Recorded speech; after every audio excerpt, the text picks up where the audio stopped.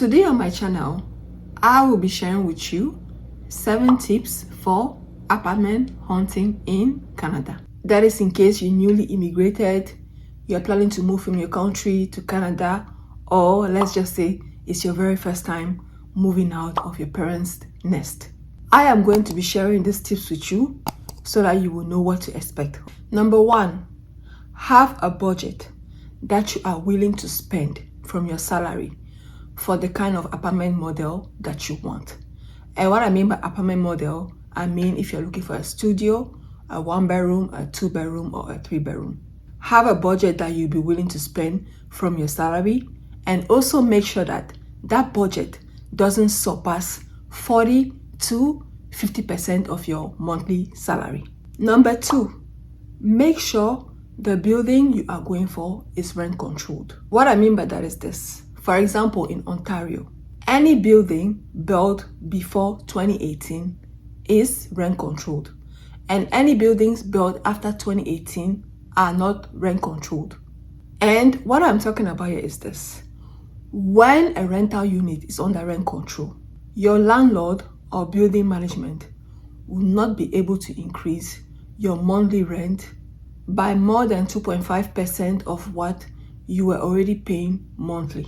And the reason why I'm advising you to go for a building that is under rent control is because I have seen people whose rents are just increased to any amount monthly just because it's not under rent control. So like I said, if your building that you're planning on renting from has been built after 2018, your landlord or building management can choose to increase your rent to whatever they want each and every month. So please, for whatever province you're planning to move to or that you are presently living at, make sure that you do check. Even if your building is under rent control, make sure that you do check on the amount your landlord or building management will be able to increase your rent by every month. Make sure you do check on the amount and the percentage. And another thing is this. For those buildings that were built after 2018, like I said, they are not rent controlled. What is going to happen is this. They are going to advertise the apartments at a low price or at a normal price. So they are going to use that technique on you. You are going to be deceived and you move in without asking questions. And when you get to moving now, that is when they are going to strike. And you do not want to find yourself in that situation. That can cause you to find yourself moving from places to places because you were not expecting that. Because we all know the kind of hassle we get through to be able to find an apartment, and just to find out that you have to move out because maybe the amount of money they increase your rent to monthly, you are no longer able to afford it. So that is why I say make sure that you check on that, inquire on that. Make sure that you go for a rent control building.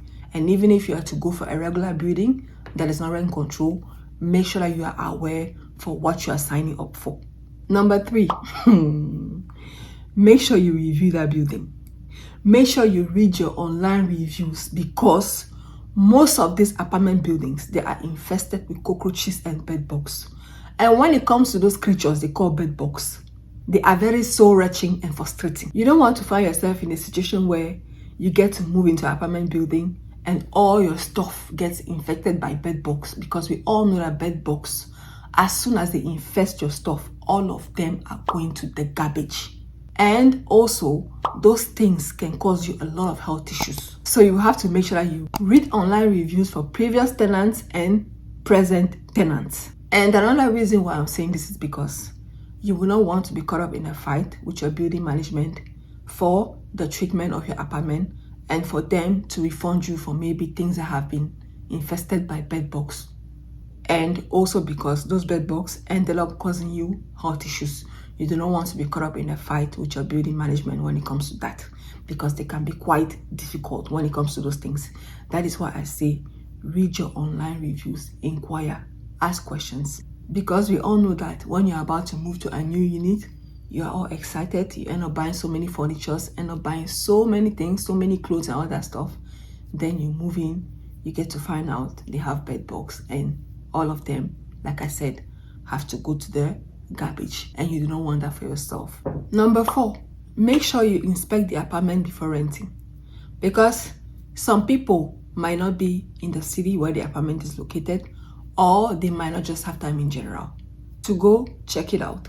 And for new immigrants, make sure that you have somebody on ground that you can trust to go and check it out for you, take pictures or videos, and show them to you to make sure it is actually what you saw online. Because nowadays, there are a lot of people that post fake images of apartments online. And when you get to reach out for them, they ask you for deposits. They ask you for minimum amount that they know you can part away from because they feel like it's not a big deal. So you get to send them the money, and when you send them the money without checking out the place or without having somebody check out the place, they end up disappearing. Or later on, when you get to arrive, you get to find out that a place is even non-existent. That is why it's very important for you to check whatever apartment you are planning to move to and rent. So like I said, if you are not in the same city as the apartment you want to rent, or you're just migrating from another country, make sure that you find somebody on ground that is going to go and check it out for you and send you images and videos. Don't just say, oh no, it's Canada, how bad can Canada be? No. In Canada too, there are fraudulent people.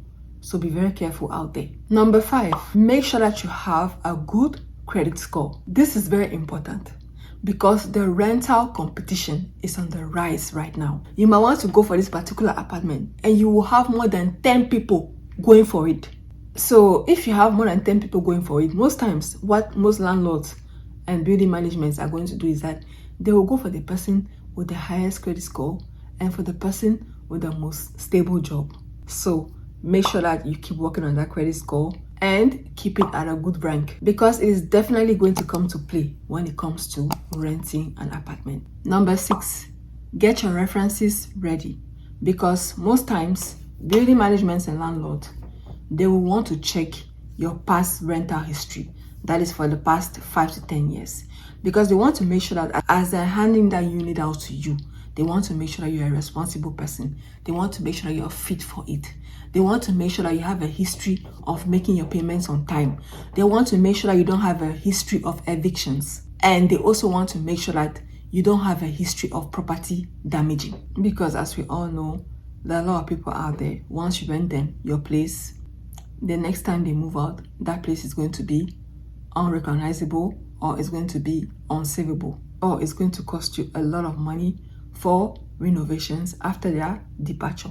So getting your credible references ready is going to help you out big time. Number 7, make sure you get an insurance for your apartment. And the reason why I am saying this is because this insurance is meant to protect you from theft, from unforeseen circumstances, like water flooding or the apartment just burning down in general. When you have an insurance in your file, this is going to protect you from those things. All you will have to do is just call your insurance company and let them know what happened, and now they are going to take charge of the situation and figure out what to do with your building management. They are going to come out with a plan on how to resolve the issue at hand.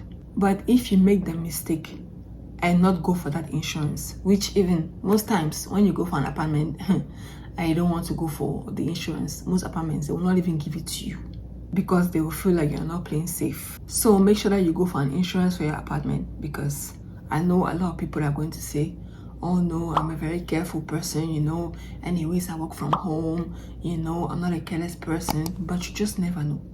Sometimes you can plug the iron and forget to unplug it and step out.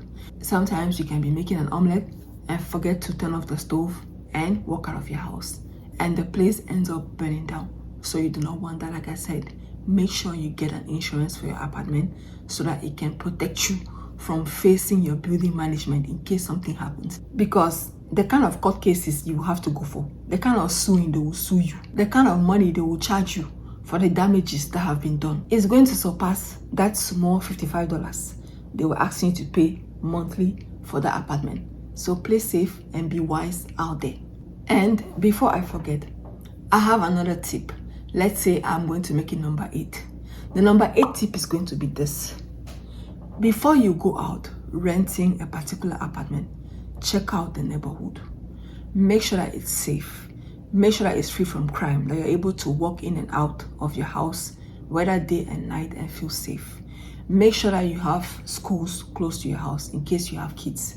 Make sure that you have shopping centers, grocery stores, gas stations, churches. Just make sure that you check out your neighborhood. Check out your public transportation situation, because you know some areas in Canada here, buses will be passing every 1 hour, every 3 hours. You don't want that for yourself, especially if you do not have a car. So like I said, before you go ahead and rent an apartment in Canada, check out the neighborhood and make sure that everything that is around that area you are comfortable with. So those are some of the tips that I had to share with you. Let me know down below if there are some things that I missed that you could update me on. And I truly do hope that the few ones that I did share with you are going to be of good help for you in case you have no one to guide you and don't just know from where to start. Hopefully my tips are going to help you. All right, take care. Bye.